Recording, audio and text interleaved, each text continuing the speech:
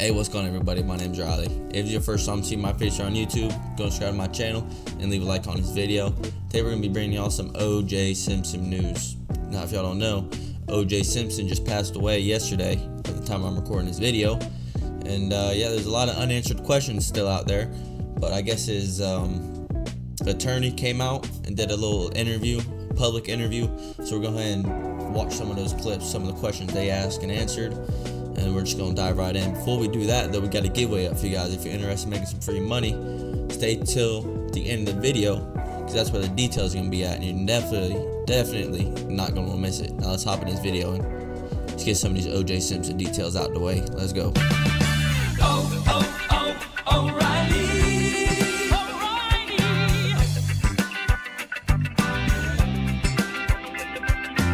Alright, y'all, before we go home with this clip, make sure you're comfortable. Grab something to snack on and something to sip, and let's enjoy this video together. Let's go. O.J. Simpson, a former football star who is also 76 known for years old, man, on a double murder charges, has died at the age of 76. Simpson revealed that he was undergoing chemotherapy for an unspecified type of cancer in May of last year. It was announced today that he lost his battle to prostate cancer. The 1985 Hall of Famer was accused of killing his ex-wife, Nicole Brown, and her friend, Ron Goldman, back in 1994. He was acquitted on both counts of murder the following year. In 2008, he was arrested again, and this time sentenced to 33 years in prison for kidnapping and armed robbery. He was released on parole after 9 years in Nevada prison. Now, we have Michael Bryan with us, a true treat just to have him on in general, but we're going to learn a little bit more as to why it's so special to have Mr. Bryan on with us right now. Now, do you think, Michael, and just checking, are you there with us? I am here. Perfect. So we'll just start off from the top. Do you think it paved the way, I guess, it being the former criminal case, how criminal defense attorneys approach trials like this, in the sense of, we all now as defense attorneys, I think I know, I've probably said it once or twice, in some way, shape, or form, if it doesn't fit, you must acquit. Do you think that acquittal has affected the criminal justice system going forward?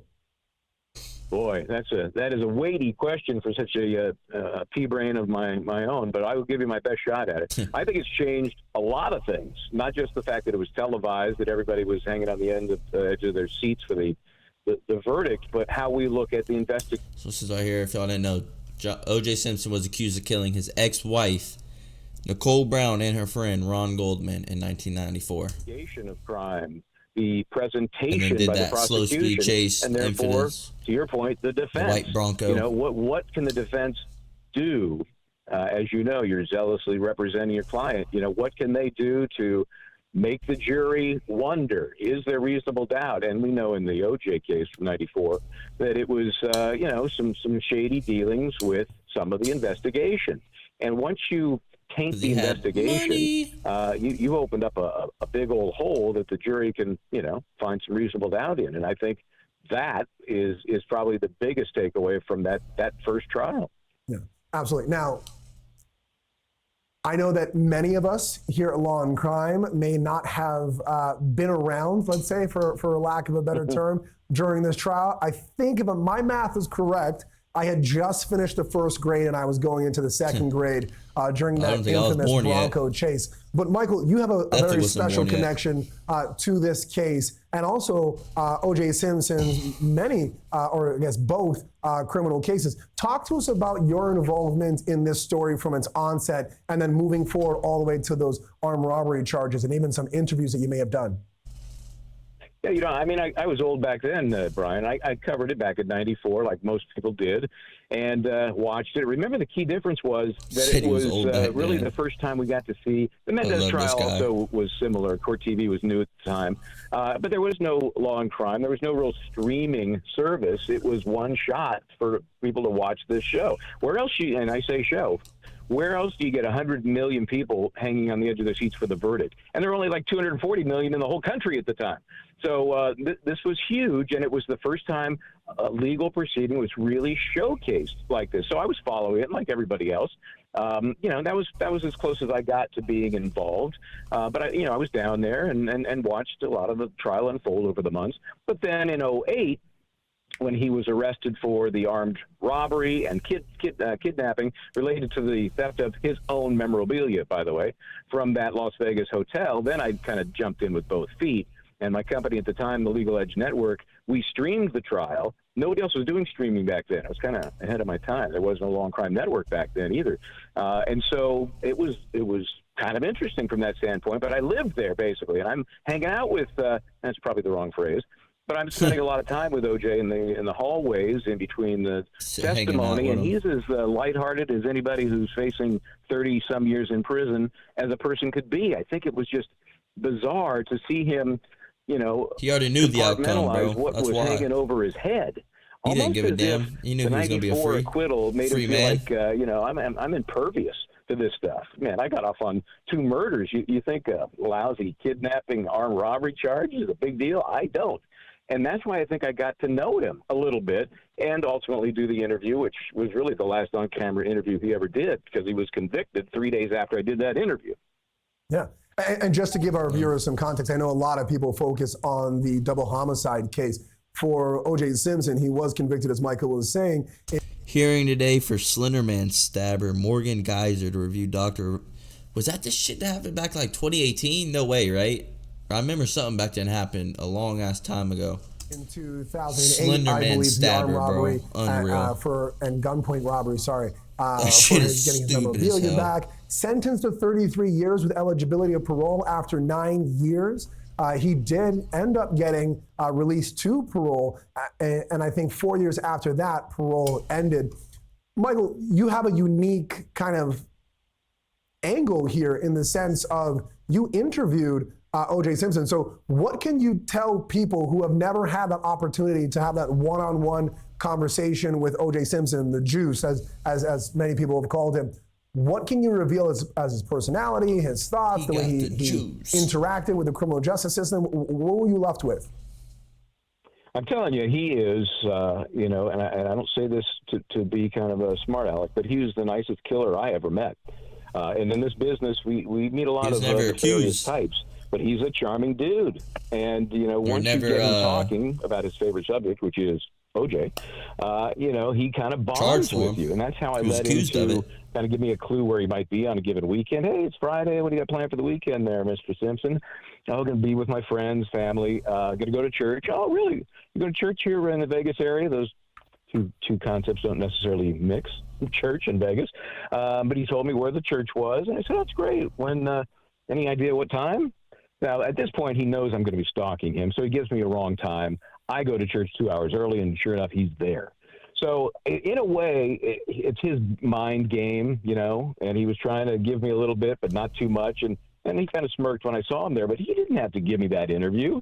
He could have walked right past me. This guy's in the middle of trial, which led me to do what many have said was a kind of a softball interview. Let me start going to church. Because I'm an officer of the court before I'm a reporter. The last thing I'm going to do is disrupt an ongoing felony trial for my own, you know, self-serving purpose. Ooh, I want to get a better interview. I'm going to ask him about the details of the crimes he's alleged of committing. I can't do that.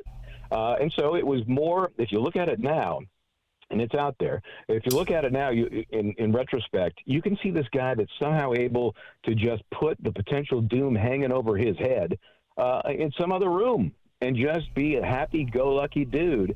And maybe that's because you beat a double murder rap. Who knows? Yeah. And Michael, I'm going to ask you the same question I think so many people ask me or other attorneys when you talk about O.J. Simpson. Feel free to answer as Michael Bryan, the person, or Michael Bryan, Esquire, whichever you feel comfortable with. But in that double murder case, do you think he got away with murder? Oh, yeah. I mean, there's no doubt about it. I mean, I watched it like everybody. He got away with murder down here, but the real maker's up top, you know what I mean? And I don't think there are a lot of people that feel he's truly innocent. They may feel that it wasn't proven that he was guilty, but I don't think folks feel, if they're truly honest with themselves, that he was innocent of what happened that night. That's my take.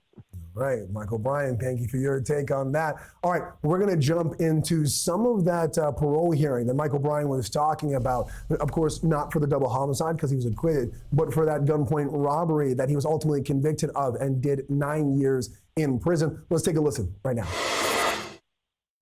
Well, my question question was, that's why you went into the Oh, yeah, yes, sir. hotel room, because you believed that the property was yours. Yes, man. You know, whenever he was just telling, when Mauricio was calling me, just telling me this, I wasn't interested. It wasn't until he got actual pictures of what they supposedly had, and because it was family photos and stuff, that's when I got interested in going there, and I only went there to retrieve my own property. What were you thinking when the guns were being brandished? Well, I didn't see the guns brandished. I didn't see, you say guns, as I understand it, one guy who was behind me somewhere pointed a gun at him. So I never saw him brandish a gun. When I left here, I called back to the room to ask Bruce, you said that there was some pictures, what do you have? And I asked him, did this Walter Alexander return his cell phone? He told me no, and he says, OJ, it wasn't cool that guy pointed a gun at me. I said, who pointed a gun at you? He says that, he kind of described who it was. And to be honest, I didn't really believe him at the time. I asked the 3 guys I was with, they all said they didn't see him do it. I got back to my hotel. We waited for these 2 security guys to show up. And the minute they drove up, the first thing I said, man, did you pull a gun in that room? And he swore to high heaven he didn't. And I asked Walter Alexander for the cell phone, and he kind of threw the cell phone. What the hell is this? But I wasn't aware until I was in the car driving back to our hotel that this guy had actually pointed a gun at him. Now, earlier in the day when he was talking to me, trying to get me to let him come, I didn't hire him. He said it was for free and all of that. He did show me. I didn't know this guy. You know, I knew the Alexander guy, but I didn't know this guy. He showed me his license. He showed me his CCR. You know, I've assumed that the state gives a guy a CCR and stuff. They vetted him. I should have vetted him. I didn't really need him. I knew these guys weren't dangerous. So that was on me. Your version of the offense is... So what you're trying to say is Buddy set him up? I didn't see none of this back in the day, so...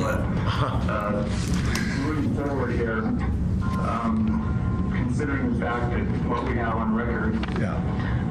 weapons were brandished, you were there. Oh, I was there. I mean, Taken. I'm sorry. So my next question is for you, is what do you think was the impact on your victims? Well, I know what the impact was. I mean, we've talked about it. I mean, Mr. Beardsley, we had long talks back then. He told me that he had tried to call my lawyer. He testified in court that he had called my lawyers and tried to tell them in the months previous that guys had my property and they were trying to sell them, but my lawyer never called him back. He actually testified for me, I'm sure you know, during the trial. Bruce and I talked, and you know, Bruce was traumatized by it. Fortunately, as I said, we talked it out. He knew that would have never condoned what happened. He accepted my apology. All right, we're going to take a quick break because, as you can see, we have former O.J. Simpson attorney Alan Dershowitz with us. I'll start off with this, just initial reaction to his death. Well, I'm sad. I got to know him fairly well during the 2 years that I was one of his lawyers. He will always have a mixed legacy. He helped expose the racial divide we have in this country. He helped to expose police corruption among certain Los Angeles police officers, and he became the chief educator for many in America when they saw his trial on television. It was the first complete trial ever shown on television, and people who watched the whole trial were not as surprised at the verdict as people who just saw snippets of it or read about it in the very biased newspaper accounts, which didn't, for example, disclose the most important piece of evidence in the case. The most important piece of evidence in the case was a sock which purportedly had the blood of O.J. Simpson and his victim, alleged victim, on the sock. And we were able to prove that that blood was poured on the sock by Officer Van Adder, who didn't realize that the test tube had EDTA, a chemical that's not found in the human body. So we were able to prove conclusively by chemistry and... I actually never, I didn't know that shit happened. What? I guess they were trying to plant evidence, and by blood they splatter said, "Hell no, I'm evidence, busting your ass." that piece of evidence Wow, I was gotta look fixed, up that. I gotta was look into that. That's distorted, crazy. and that they attempted to frame him for a murder they honestly believed he had committed. And because I have you here, I really want to ask this Like I question, said, both shit as a ain't the defense same as attorney and was back someone in who the day. watches trials. How do you think They that probably still the doing that shit case, now. the They're just double doing it homicide worse. case against O.J. Simpson, both affected the way that potential jurors and maybe trial viewers look at cases with a critical eye, and I think you kind of hinted at it to some degree, with a critical eye, but also as a former public defender myself and defense attorney now, how do you think attorneys view the ability to show reasonable doubt in cases that are so high profile and at first glance look like, hey, I don't really have much here? Well, for 30 years before the O.J. Simpson case, I was teaching my students, if you want to be a good defense lawyer, you have to be a scientist. You have to know everything possible about DNA. You have to know everything possible about blood splatter. And I think this helped educate a whole generation of defense attorneys to emulate what the defense team in this case did. We won this case through science. We won it for two reasons. One, we had the better science. And number two, Darden and Clark were not up to the job. For example, Darden could have easily required O.J. Simpson to put the glove on outside the presence of the jury to see whether it fit, but he was so arrogant that he did it in front of the jury. And I was there. I was just 2-3 feet away when O.J. Simpson went up to the jury and showed them that it didn't fit. It was too small. And after that, I was able to persuade him not to take the witness stand. I said, you've already testified and you haven't been subject to cross-examination the perfect way. And he finally agreed with me and not F. Lee Bailey and decided not to take the witness stand. I think if he had taken the witness stand, the verdict would have been the same as in the civil case, which was the verdict of liability. Yeah, and everyone remembers that. I mean, we started on this show and I said, hey, I know the O.J. Simpson story mainly through history. I think I was going from the first to the second grade when he was arrested. But we all remember that image of the glove going on. Talk to us about the moments beforehand, because as a defense attorney, in my mind, that's a major risk. Because if that goes on in the wrong way, that could be very incriminating, but obviously it worked out very well. So talk to us about the thoughts before that and the moment as you're sitting there and you're seeing it doesn't fit. Well, remember, we didn't put the glove on. The prosecution did. They had the option of not doing it. We probably wouldn't have done it. We probably wouldn't have taken that risk, but they took the risk and they didn't have to, because they could have had him try it on before. And so literally sitting next to him, sitting near him, I just saw it and I saw how the jury reacted. And they were all shocked because the prosecution had placed so much emphasis on that glove, and the glove didn't fit. Why it didn't fit, we don't know. He was wearing a latex glove underneath it, number one. Number two, it had been in a refrigerator and probably had shrunk. There were all kinds of reasons for the prosecution to be skeptical about whether it would fit, but they put so much reliance on it. And then, of course, blood comes back. Lawyer Corcoran, who was a great lawyer, came up along with the other defense team with the phrase, if it doesn't fit, you must acquit. And that became a kind of mantra for the case. But I do think that the sock was an even more important piece of evidence, because we were able to prove beyond any doubt that that sock had been tampered with and that the police had tried to create a false piece of evidence in an effort to frame what they believed was a guilty person. But we caught them, and I think police are less likely to do that now. Since And I think because of that, you have not just in that county, in that case, framed the way that many defense attorneys, I would include myself as well, argue cases. So for that and your entire team, I want to say thank you. I know that we've monopolized enough of your time. You're a very popular man and got a lot of other things to do. So thank you for taking the time to join us here today. Croquet, man. Sure, thank you. All right, all the best. Okay, well, Alan Dershowitz is gone, but we're still sticking around. We're going to continue with more of that parole hearing that we were talking about. Again, nothing to do with the double homicide case that we typically know O.J. Simpson for, but for that parole hearing involving the kidnapping and robbery of his own memorabilia. Let's take a listen. I told them that these guys should be put in jail. If they did that, I wasn't going to defend them. Unfortunately, they got a G card when they say O.J. told me. Nothing I could do about that. But I want to point out that, Bruce, I knew his family. I mean, when his mother was terminally ill, I'd call, she was a fan, I'd call her and sing to her. the night before or the night of the jury's verdict, his son actually called me and tried to give me a head up on something to do with memorabilia, and told me that he and his mother was cheering for me. You know, this family knows that I wouldn't wish any harm on these guys ever. These friends of mine, and I think we're I'm sorry, that's on me. I spoke too much with Alan, and now we're running out of time. But we're going to take a quick break and come back with more of this hearing that we were talking about, O.J. Simpson, following the death of a man acquitted and convicted of different charges, but also a very famous football player, record-breaking football player in college and the NFL. We'll see you back on the other side. That's where we're going to end this one off. So definitely stay tuned. There's going to be tons of more OJ content coming out. Who knows? We might even get a couple little bit of rumors or something cleared off the table. You know, now since he's passed away. But I guess we're just going to have to wait and see. I do want y'all's thoughts and comments down below in the comment section. Do y'all think OJ committed that murder?